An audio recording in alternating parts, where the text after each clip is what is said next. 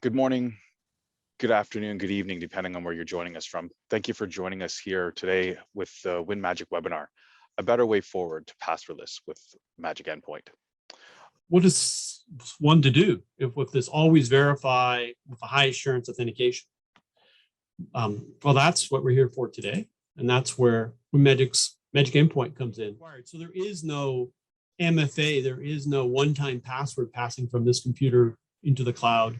There is no, well, there's no biometrics or anything like that moving into the cloud. If there's biometrics, that all happens locally to sign on or to the computer in the first place. So again, the idea here is utilize the laptop and the strength of the endpoint, the TPM chip, and that's where MagicEndpoint can perform all these remote authentications with no user action on behalf of the user.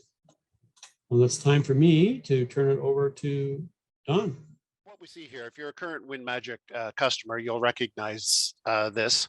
This is the pre-boot. It makes for a very smooth user experience because my user, which is called HR1, is logging on to Windows.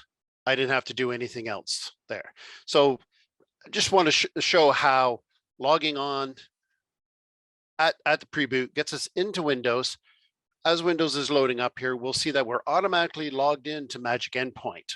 I'm going into Microsoft Office, just the same as I did on the Windows machine. MagicEndpoint, and we didn't show it here today, but it has the option to support FIDO2 authentication to services that don't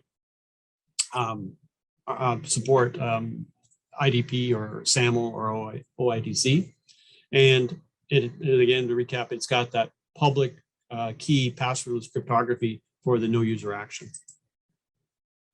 The endpoint authentication is done all for you with MagicEndpoint.